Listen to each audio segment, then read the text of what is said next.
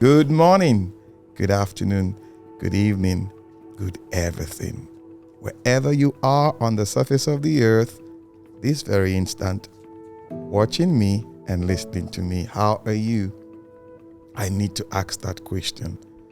It's not rhetorical.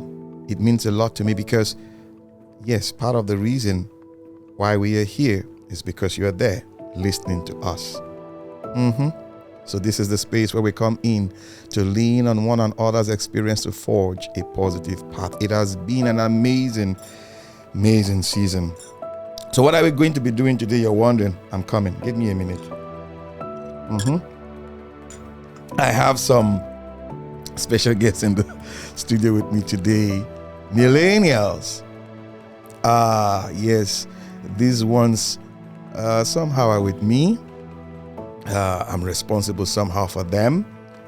And I just told myself, from time to time, we gist here and there and all of that. And I said, okay, I think I should bring them into this space and let us have some time, And this space is open for everybody. Yes, the good, would I say the bad, and the otherwise. So before I do anything, before we go on, I have Jesse Daniels here with me in the studio and Samuel Amadi. I won't introduce them. I'll allow them to introduce themselves before we go into what we have today. You may call it millennial vibes, millennial gist, whatever you want to call it. They are young adults. They are here with me, and we're going to take the gist, and all of that. Let me not preempt what will happen. All right, let's start with Samuel Amadi. Let's get to meet you. Welcome. Thank you very much, sir. Good everyone. My name is Samuel Amadi. I'm a graduate from Landmark University, Nigeria. I studied computer science, and I'm also a fresh out of the NYSC service in Abuja here. All right. So what was the experience like? It was an experience I can never forget. You can never forget. So it's part of who you are. Yes. Well, hold that thought. We'll come back to that. All right, JC Daniels, I'll get to meet you. Hello everyone. My name is Daniel Jesse. I'm a graduate of Veritas University, Abuja. I studied history and international relations. Okay. So guys, they are all from Abuja. They're in this space with me today. And when they came on the show, I served them coffee. What was it like? It was the first time. It was nice. Nice. It feels good. So you want to it feels good. Do you want to indulge? You want to? Let me put a caveat.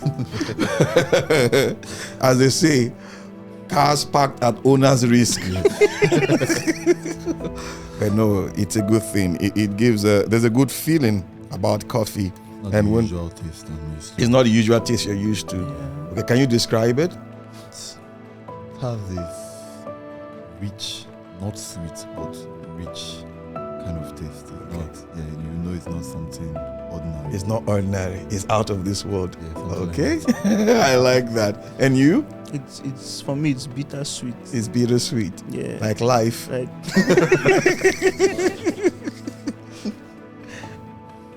And pretty much. The initial taste has this bitter undertone, but then eventually you become used to it, or you begin to enjoy it when it goes down your throat. Oh, all right. I like that description. This is your experience, and you're saying it. And a couple of times on the show, I've told people, as in I've told the audience, and I try to let them know, I'm not a coffee addict. I'm a coffee enthusiast. There's something about it, Word. when word updates. So guys, you see what I face all the time when I have this discussion with them, and So what do you want us to talk about today? I want to make this like your moment. Okay. Like we're gisting. What do you want us? Is there any question, something you just like, what do you think, and all of that? In between, I'm going to ask my own questions anyway. Oh, okay. there's plenty to talk about. There's a lot. Yes, there's a lot. There's a lot. Okay, but for the time we have, you will try and we'll try and manage the time we have, because there's always another time for us to do that. So, plenty. Where do you want to start from?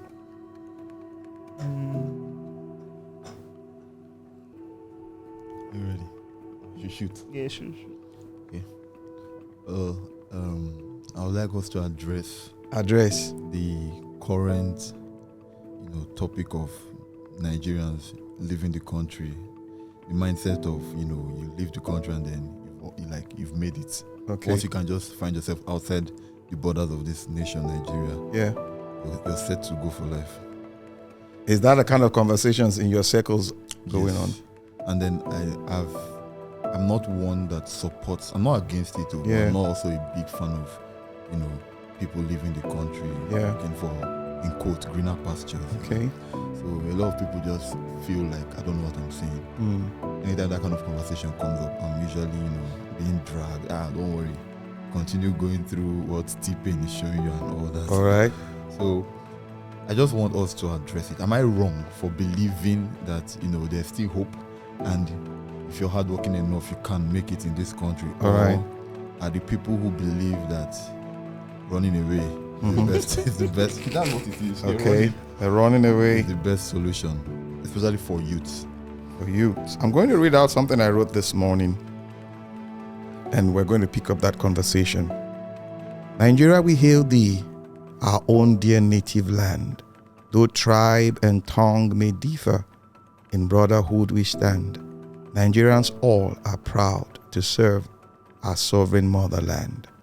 Sometimes it feels as though holding on to these words is like grasping at shadows, an act that feels futile, almost naive. But when I recall the ancient story of the earth, of empires rising from the ashes and people overcoming despair, my spirit is renewed. Hope swells again, undeterred, because from the depths of struggle, there is only one way forward, upward. And so with all that I am, I choose to believe in the promise of this land. For my Nigeria, the path may be steep, but onward and upward it shall be. Something I wrote this morning, and I shared it, on my social media, whatever. Is it wrong to think the way you're thinking? It's not wrong. And again, I look at it from I look at it from this angle, perspective. Yes, you look at the glass, there's water in the glass. Some of us will see half full, some of us will see half empty. So people think, a good number of us think that when we leave the country, we have made it. But there's a danger in that. There's a big danger. Nigeria is going through a cycle that if we're not careful, there will be a generational loss. Sure. You now have a whole generation of people missing from the landmark or from the geography called Nigeria. So we are not part of the story, the process, the rising. Do we have challenges? We do. Is it enough for you to run away? Think it twice. Someone said, a wise man said, which later was taken into a song, he who runs, he lives to fight another day. But come to think of it, when you run without even thinking of the fight for another day, that's it. So I'm not against people living in Nigeria. Okay. No, I'm not. In all fairness, I'm not. But rather now I'm looking at, do you know why you're leaving? A good number of us think we're leaving because we're going to a place that works. We're going to a place that will have ease, peace of mind, and quote and unquote, forgetting that somehow you're trading off something. What are we trading? You're trading off your history. Okay. You're trading off your Safety. safety. You're trading off your story for another's. A lot of people Yeah. would not really consider. Yes, that's what I'm saying. It's perspective. They have this tunnel vision on making money. Mm-hmm. Let life be easier for them Okay. and all. So, how do you convince people like that? Someone that has been through a lot in this country, Yeah. you know, and then you're telling the person, "Oh, don't leave. Just don't give up on this country. You're trading off your history. You're trading off." Yeah. When they know. Okay, let me say something about convincing somebody. Now, if you see the movie, you guys know I always bring out lessons from movies. Yeah. Even my audience, they know that. When you see the movie, what was his name now? Captain America and his team, the Justice League, Okay. the last, Avengers. The Avengers. Huh? The Avengers. the Avengers, Yeah. the part 2 that saw Iron Man dying. What was the Endgame. the end game? Thank you. When Doctor Strange, because he's like the foreseer who sees into the future, Yes. and he could not see any option but one. And that option, he didn't tell them. The option was that Iron Man was going to die. Yes. That was what he saw, but he knew if he had said it to them, the fight, yes, wouldn't have been possible. So they kept pressurizing him. He said, "I don't see any other way. It's just one." And when Tony Stark, Iron Man, came to understand what he saw was when he came against Thanos, and he looked at him, because it's like every scenario they played it, they brought the stones to Thanos, and Thanos was like, "I've been looking for this, and you guys gave it to me on the platform of whatever." He now turned and looked at Tony Stark, and what did he show him? Just one finger. He said, "That is the option I saw," and he understood it immediately, and he took it. Sometimes dying is the only way out. But no one wants to die. Yes, but everybody wants to leave. Nigeria is at the point where we need to start dying for our beliefs. True. Yeah. So ready to die. I'm not ready, shall. You're not ready, but you have to think of it. You get me? It's the same story of the Redeemer, Christ. His destiny was to die. He lived to die. Yeah. Or everything about him was to die. So imagine Jesus now coming and telling us that, "Guys, I don't think I can do this, you know." So practically, we are damned Everybody. forever. Wherever. You get me? So it is for this generation to see that sometimes the way out is death. But understanding what death is in this context means a lot. You get me? It is not like damnation. It is not like disappearing. It is not like dying. But it's like saying, sowing something for the future. So I think we need to look at it from that perspective, even this generation. I don't know. I don't think I can live out of Nigeria for more than a certain period. Even me. I am wired to stay in this place. Even if I've lived abroad before, I've stayed abroad for almost 2 years. There's something about this country that is so amazing. Yeah. You get me? There's something. It's not our lawlessness, for your information. It is not our recklessness, but it is our resilience, our ingenuity. I don't think it's a toxic relationship we have with that country. Toxic? I wouldn't call it a toxic relationship. I think a good number of us are living in denial. Refusing to accept reality as it faces us. Yes, we're living in denial. You get me? Okay. Now, let me say this. Then, Jesse, you're going to maybe ask a question or you come up with a thought. There's one nation on earth. I don't know for other nations, but when I read about them, I was surprised. They are the only people who run to their country when there's war or when there's trouble. Yeah. Guess true. those people?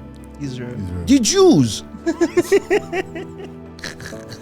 They have this undying belief that when there's war, that's when they are going back to their, yes guys, that's when they are going back to their nation to fight. So you ask yourself this question, what are they seeing that we're not seeing?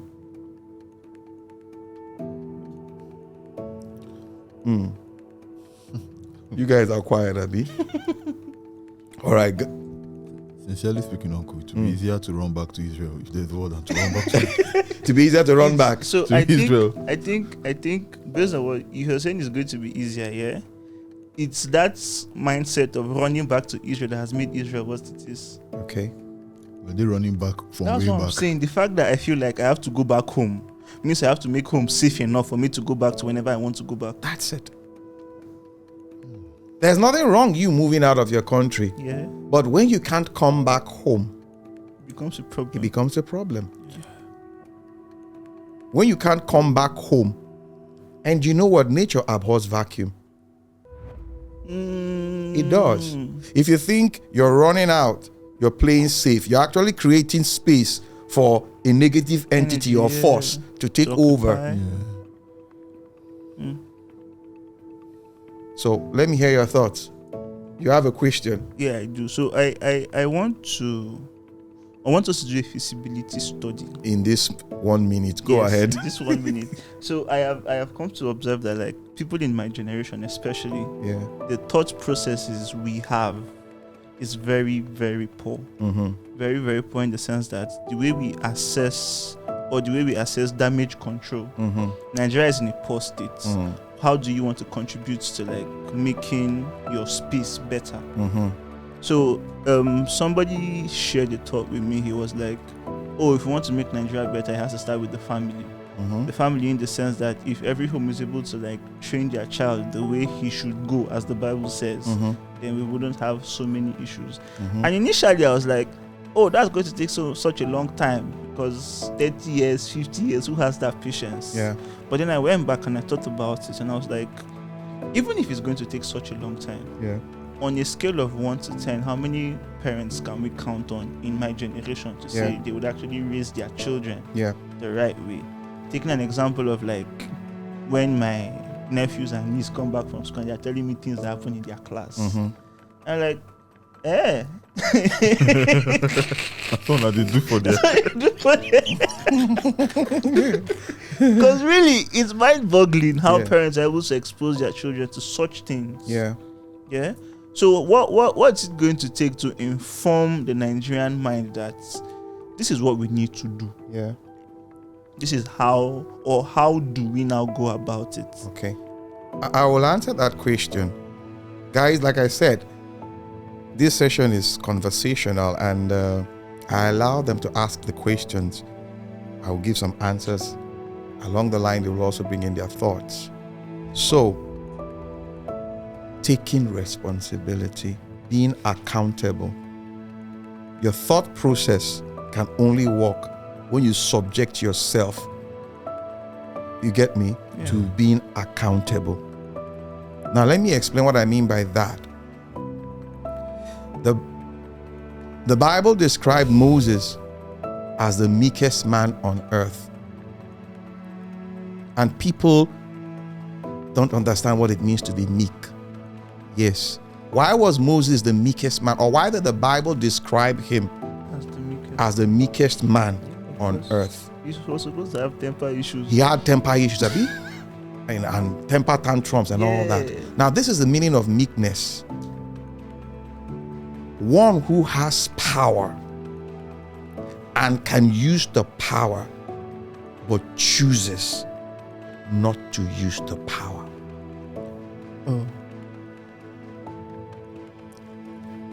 So why do you have the power? Good. You have the power to do good. But power is neither good nor bad.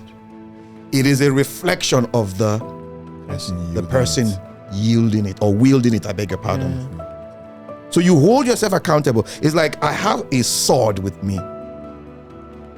I can use the sword, but I choose not to use the sword.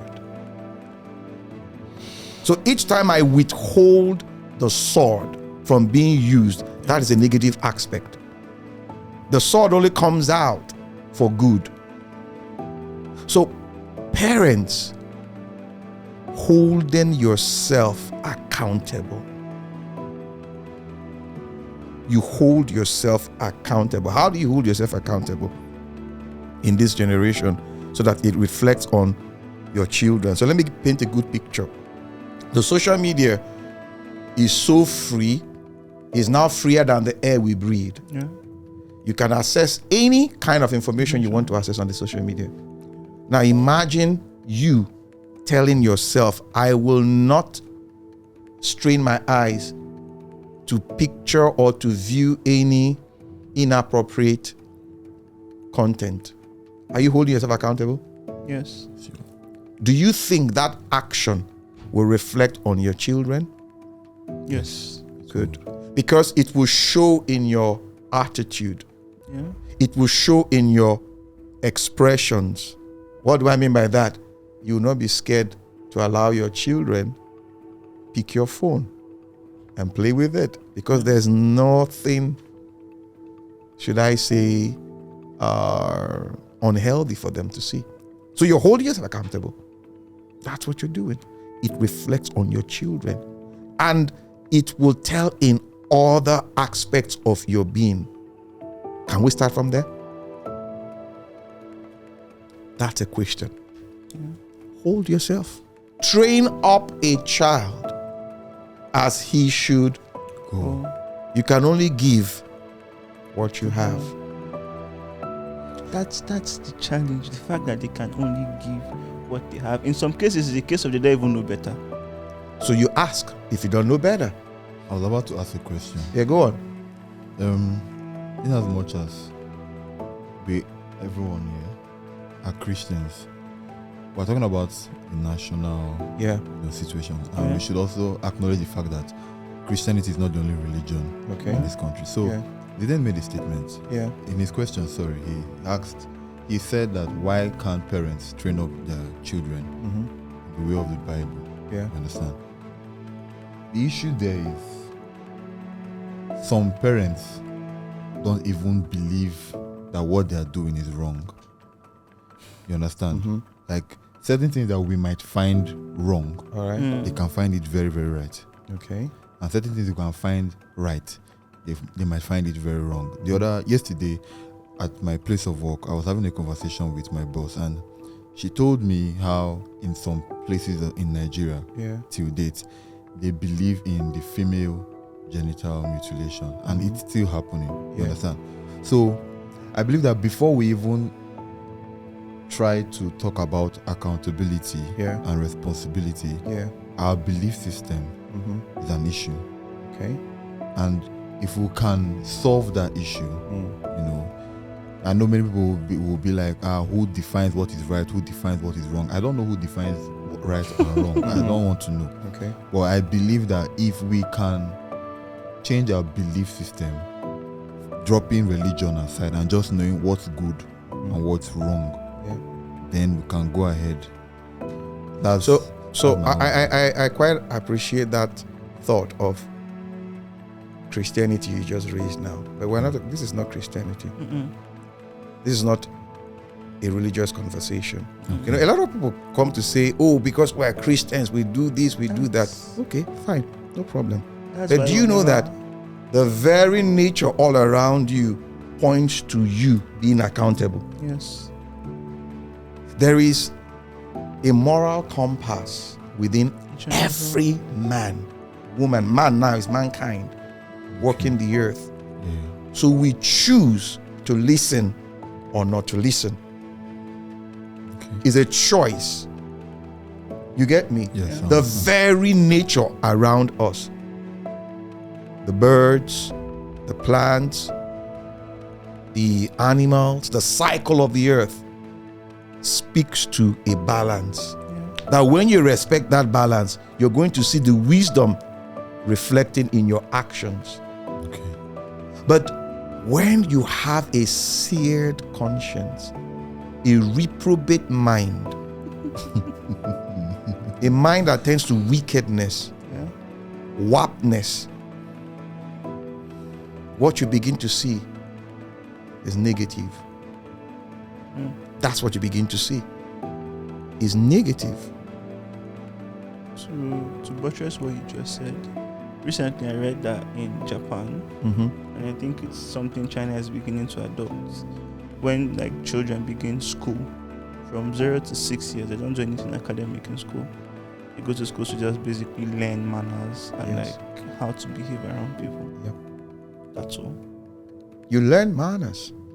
A very underrated topic in this country. Yeah, you learn manners. Simple good morning. Simple. Hi. Very underrated. You open the door for me. very. You clean up before you begin to learn all the mathematical principles and what have you. Yeah. You get me? You're not just academic. Character building. You're wise. Yeah. That is what is called wisdom. You are wise.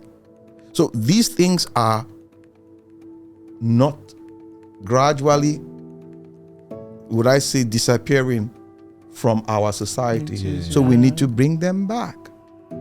Hold yourself accountable. Yeah. You hold yourself. What sort of practices are you doing? Sharp practices in your business. So there's something a lot of us don't see, but if you look carefully, you see it. Our lives are not fragmented. Our lives are not segmented. People try to live segmented lives, like, okay, what I do at work is different from what I do in the office. It's what I do different from and all that. No. Church, No. Nature, God's creation called nature, does not have amnesia. Because what you do behind closed doors, nature records it. Yeah. And sure, one day, nature will expose it in the open. Do you know why? Why? God cannot be mocked. Whatsoever a man sows, he will reap.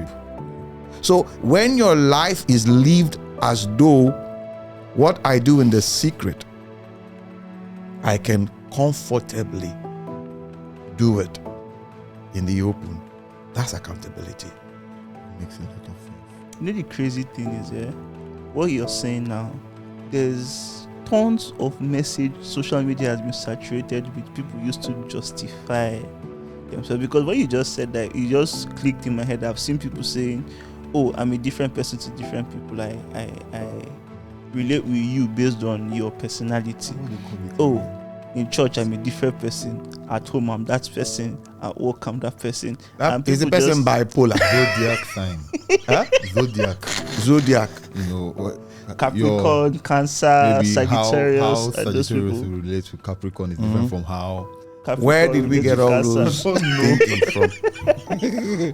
I don't know. Where did we get all those? That's justifying a whole lot of insanity. that's more like coming up with an idea to reinforce your ignorance and your negativity. Yeah. You get me? Yeah. Okay. Somebody will say, you don't believe in the zodiac signs and all that. And I always ask the question, where did you get it from? Just even said it trending No, recently. it's not just trending. It's been there. It's been heightened by social media. Yeah. The question is, where did you get it from? Who originated the zodiac sign? The stars, as we call it. Oh, the study of astrology. The study of astrology. You get, where did it come from? If you can understand the origin of things, then you can determine where it's going. If an evil man comes to paint a good picture, forget it. The end of his painting will reveal his evilness. You understand? Yeah. It will reveal it. You can't give what you don't have. So let me tell us something about the zodiac that a lot of people don't pay attention to. They'll say even the wise men, they even saw blah blah blah. Okay, sorry. Please, can you read that scripture well? they saw the star of a king. Yeah. So, because they saw the star of a king, you now ride on that knowledge to create your own stars and interpret them. Now, let's see something. God speaks to us through nature. Because why? He created nature. He created nature. Now, those three, the Magi, not three, sorry. Yes. The wise men. They were more than three. Don't know how many. Yes, they were godly people, godly men. You get me? Yeah. But their knowledge, they got so many inspiration, intelligence from studying of the creation. And they got information, scientific knowledge that was revealed by divinity. This is how I define scientific knowledge. Scientific knowledge is divine knowledge revealed. Agreed. And divine knowledge is scientific knowledge yet to be revealed. You get me? So now he taught them according to this. I want to show you, like you show me a sign kind of thing. It's okay, this is the sign that someone great is coming. But you don't pick the sign and run without the signature or the one who signs it. True. You get me? Yeah. So that is the problem.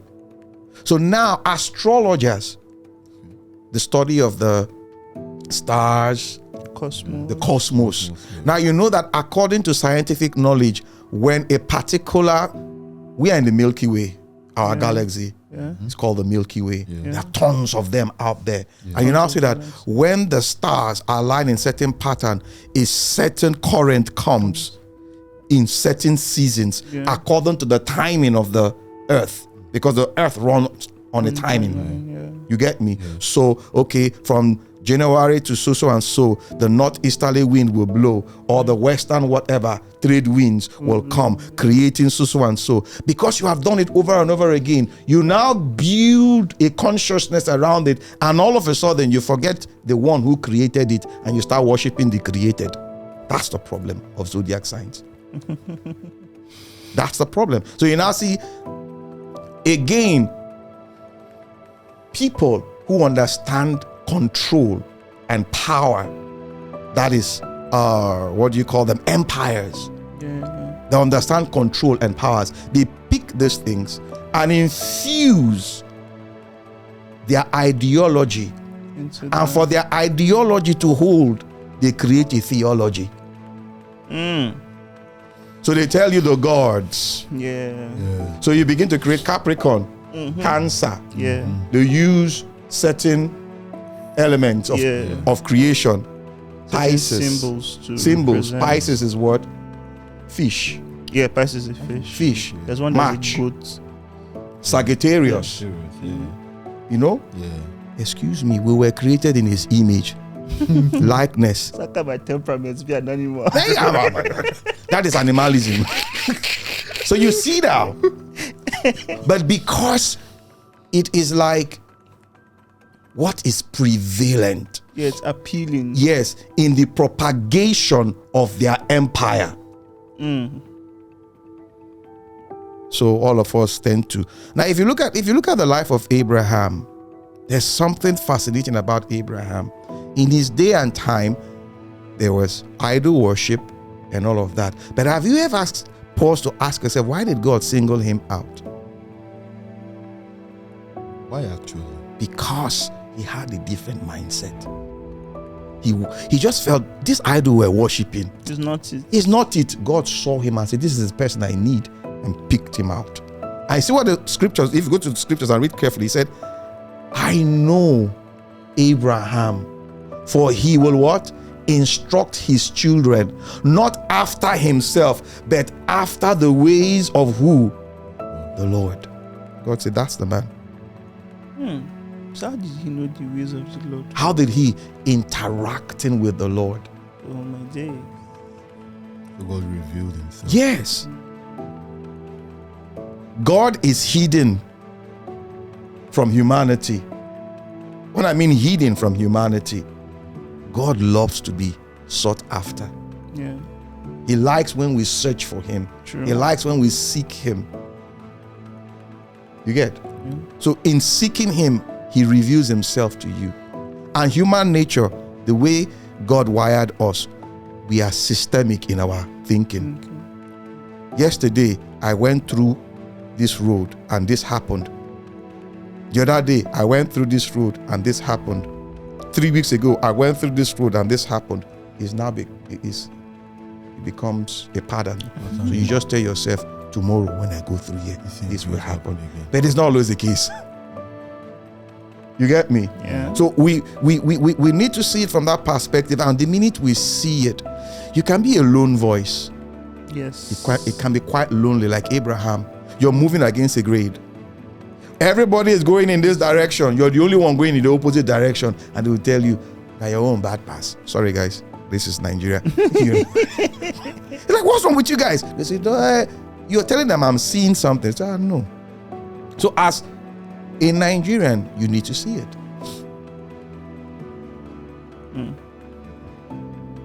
Okay. So guys, you see the kind of discussions I have with them? Yes. So what do you have to say? Go on. Hit me. This is. We're trying to digest. You're trying to digest it. I see. Yeah. So, your generation can be termed as Generation Rescue. Eh? Generation I agree. Rescue. I think we need the rescue. No, we you are the need to ones to rescue rescue. Nigeria. I doubt. No, you don't doubt it. I'm telling you So, now. Go I on. agree. Uncle, Yes? I doubt. Don't doubt it. Maybe the one after us. No. So there's something I want to put across. I've been thinking about it, yeah. So I've been doing the research to find out like how global power moves. So it started in Egypt. It was in Egypt for almost 5,000 years. Yeah. Then it moved to Europe. Then it moved to North America. So now I've been thinking about it, yeah. Usually for global power to shift strategically, there's always an export of people to the next place. Now I was thinking about Africa in this present phase, the amount of Africans who have left Africa, who have become parts of systems that in quote work. And then it was like Zionist movement when they wanted to rebuild Israel. Yeah. And then everybody was like, oh, we need to go back to our hometown. Yeah. hometown. So now, I don't know if anybody else has seen it, but there's this urge to like, oh, what's happening in Africa? How do we bring Africa to be what Africa is supposed to be? Yeah. And I saw a group of young Nigerians in the UK. Yeah. Who were talking about coming back home to set up businesses and stuff like that. I think these guys, the P-Stack Mafia is part of that group. I'm not so sure, but I think so. So it's like, oh, I was thinking about it. So does that mean in the next 50 to 60 years, there's going to be an upsurge of like businesses and like-minded individuals coming back home to like say, this is what we want to achieve in our home? Yeah. Max, add 60 years to our age. So that's why I say dying for our beliefs. yeah. See, Yeah. in as much as I understand what Zidane just said, it makes a lot of sense here. Yeah. But my problem is this mentality he has, of thinking about, making impact, you understand? It is not what people in my generation are focusing on. What are they focusing on? Making money. It's not even making money. Ask these days what the average young boy in his early 20s is thinking of the next party to go for. Okay? I'm serious. I agree. Thinking of the next GLE to buy Right, or yeah. GLK. The average young girl in her 20s, early 20s, she's thinking of how she'll get the next Okay, iPhone. let me differ. You're speaking from your narrative. Like you said, the social media, it's everywhere. You don't have a full knowledge of the social media. Okay. There are space, I call it space within the space, or spaces within the space. Okay. Social media is very broad. Yes. The algorithm is pushing up certain conversations, which more often than not are negative conversations. Why? Because the negative sells faster. Yes. You get me? You don't have the 360-degree view of your generation. Okay, uncle. I'm coming. Okay. You have an aspect which is bothering you, and I like that. But I can tell you that there is another group who are sleepless, Yes. and they are like, how do we change the narrative? How do we come into that space? You get me? And they are looking for themselves. They are looking for themselves. Just like the birth of Jesus and the birth of John the Baptist. You know, John the Baptist and Jesus, they were all the same age. They were born in the same year, if you want to put it on a timeline, the same year. Yeah, true. Maybe months apart. You get me? But when Elizabeth saw who? Jesus. Mary, what happened? There was this resonance. The baby leaped. It's like, I've sinned. But you know what happened? When they saw themselves in time and space, John at the time sent people to go and say, go and ask that my cousin, are you sure you're the Christ? Because apparently it was like, What's this guy doing? He's meant to come and save me in prison. But Jesus, who understood the principle, said, you're not meant to be. That's the end of you. You die. That's your job. That's harsh. Harsh, but real. You get me? So that's it. There are people. Have you heard about DK Chukwumerije? The convener of Made in Nigeria. He's been on that journey for over 10 years. Yeah. He's not relenting.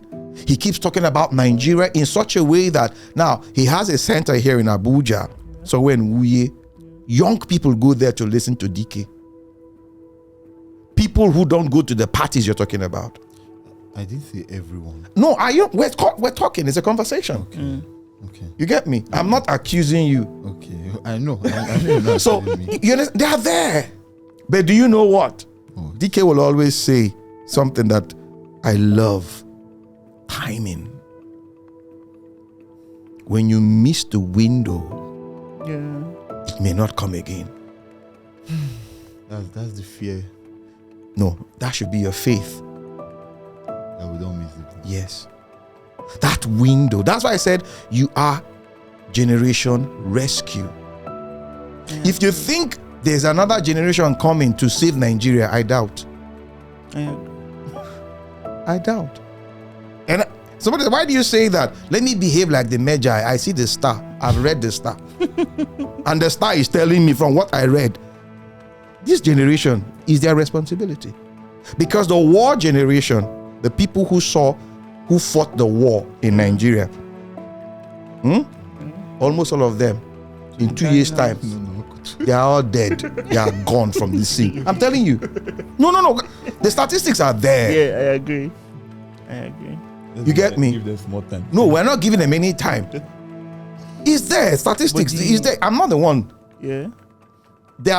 Most of them are above 80 years of age. Yeah. They're above 80 years of age. The challenge built on that now is the principle of what our fathers taught us. Yes. There are a lot of people who believe in what their fathers have taught them. What Yes. I said in the beginning now. Belief system. Now, so you need to challenge what your father taught you. That takes a Some of whole them lot are of blindly will. It takes a lot of courage. Oh Lord. You understand me? Yeah. But if you must get to the El Dorado, the promised land, you need to fight it. You need to fight it in a good way. You get me? Yes, sir. Now let me tell you something. Even from scriptures, from our belief system, nobody gives power. Yes. Nobody gives power. Always taken. Power is taken.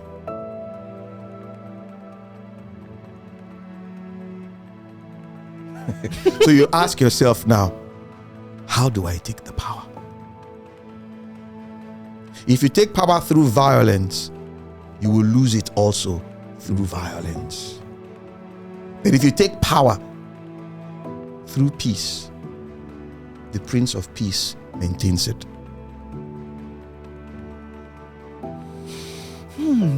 That's the truth. When Jesus came, if you remember, go through the scriptures very well. He came to take power. I hope you know that. Yes. So the devil showed him another way of taking power. And what did he tell him? We don't think. If I follow this route, the power plus me will be taken in the future. I won't follow this one. No, I won't. So what are you going to do? Said, I will go through it the way of peace. You know, the way of peace, when you talk about the way of peace, people think the way of peace is without a battle, is without a fight. No. This is the way of peace, enforcing the truth. That's the way of peace. At all costs. Yes. Enforcing the truth. So, in the process of avoiding war, violence, the process of enforcing the truth can result to war. No, Are you sure? I'm completely sure. What about the people that would like to oppose that truth? Huh? People Is that your would like to opinion. oppose it. Is your opinion. People who resort to violence, it's because they are weak in their thinking. Very, very. Yeah. Have you seen two people fighting over something and one comes up with a superior argument, wisely putting his point? The weaker one sees that, quote and unquote, he is losing. Start shouting. Shouting is understatement. He will just create one violent thing. Before you know it, the place he has scattered the whole place. The place is in disarray and all that. And it's like, at the end, people will ask themselves, what did this guy actually do to us? That's because his mental capacity is low. Look at the life of Nelson Mandela. We may not like it, the way he went about it. But I read that book, The Long Walk to Freedom. That was a good book.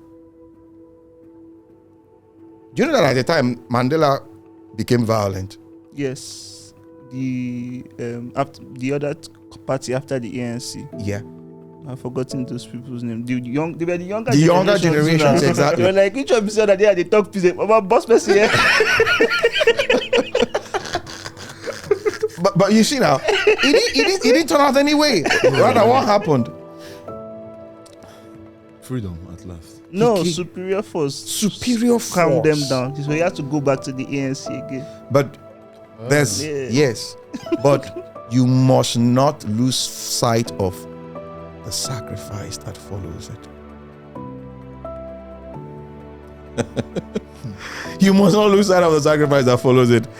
Guys, I've been having this lovely conversation with Jesse Daniels and Samuel Amadi. You know, they are the millennials. You know, we're talking about our country. We're talking about Nigeria and how best to go about salvaging the country. You will agree with me. It looks like there's no hope, but there is. I wish I can keep them here on for us to talk and all of that more. But for the sake of time, I will bring them back. And we're going to have, further conversations around this. So, okay, before we go, I want to read something, another piece that is not mine, but I got it from somewhere, and I think we should look at it from the place of nation building and why we should pay attention. Abraham Lincoln. History prefers legends to men. It prefers nobility to brutality, soaring speeches to quiet deeds. History remembers the battle, but forgets the blood. Whatever history remembers of me, if it remembers me at all, it shall only remember a fraction of the truth. For whatever else I am, a husband, a lawyer, a president, I shall always think of myself first and foremost as a hunter. Those were the words of Abraham Lincoln. Yes, a hunter. History remembers him as one name, one force that stood against slavery, the abolition and all of that. And he was killed. He gave himself up for it. He was not hunted, but he was a hunter. So what will history remember you by or as? The one who stood idly by when Nigeria needed him or her the most? Or the one who heard the clarion call from Nigeria and stood and fought with her side by side? Guys, you know how we say it on the show.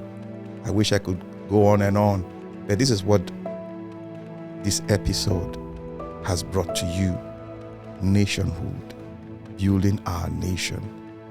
You've heard it from two gentlemen, millennials. I believe their perspective resonates with some of you, if not all of you. Nigeria is not beyond redeeming. We're not beyond redeeming. Before you go up, you have to go down. A seed, for it to grow and sprout and become that oak tree, very big, creating that shade and all of that, must first die in the darkness. But that's not the end of the seed. All right, guys, go ahead. My producer will always tell me, don't forget to tell them this. Yes, follow us on our social media handles. X, Instagram, LinkedIn, what else again? Facebook, all at Amachree Isoboye. One word. Yes, click that notification button on our YouTube channel. Have you subscribed? Go ahead and do that, because this space has a lot to offer. Till I come your way again. My name is Amachree Isoboye. You know how we say it. Bye for now, guys. Bye, guys. Bye, guys. Thanks for having us.